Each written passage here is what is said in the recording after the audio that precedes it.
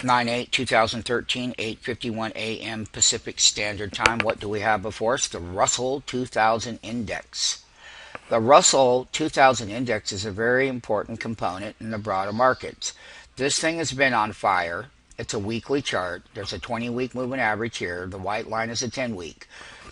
We had a good correction up here at 1060 where we called for that pullback.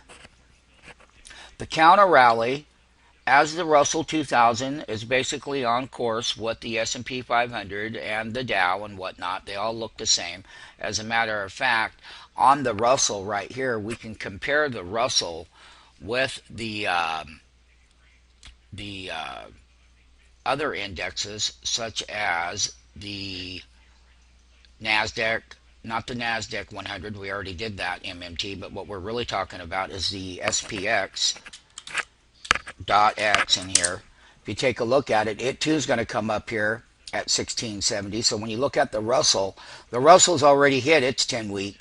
This particular S&P 500, they're both going to have that wall of resistance. And being the month of September and the volatility that's going to be here with the correction that we called for in August, this is a counter movement of the first trading day of the calendar month of September. So they had a rally. It's called a counter rally. So back to the Russell 2000. This weekly moving average at 1004, once this index breaks below it on a weekly level, all selling will increase. The last lows that we put in earlier in the calendar year on May 22nd, yes it is, 520 is where we called that weekly pullback in the calendar year, and we went up to all-time highs this bull. Now the bull in this Russell 2000 is either going to have this weekly moving average as it's testing it. That's the wall of resistance. This is the support level down here. And the 20-week, every time it hits it, it's been rallying up. Hits the 20-week and it rallies up. We're going to be very mindful this time as to how this will hold this. And that 20-week has been rising mathematically.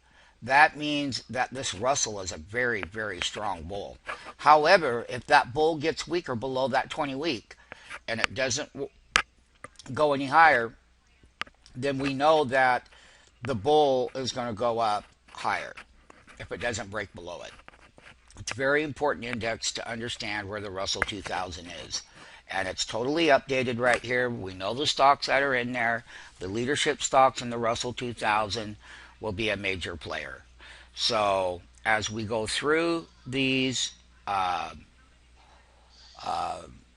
weekly moving averages at resistance, September says, though, that with declining earnings and all the headwinds in the market, we'll let the market decide. But once it triggers it, then the rest of the markets and broader names will be selling off. Okay, it has a long ways to go down here to the 50-week, but right now we're just going to deal how it's caught in between the 10 and the 20-week, and it's a major component on the Russell 2000. Be aware that when we do break it, and if we can't go above it, you have to close above the 10-week to say that this particular top 52-week multi-year high in the Russell, if we don't get above it and consolidate above the 10-week, I mean, yeah, you can go up above it, but then if the sellers come in right away, like they did over here, got above the 10-week right here, the sellers came right back in. And once it did break below the 10-week, that's how we got down here to the bottom, where that major level was right above 1,000. We've been talking about this Russell 2000 all year as to what the major support level would have to be, and it would have to be right here at 1,000 on this. So all eyes on that Russell 2000.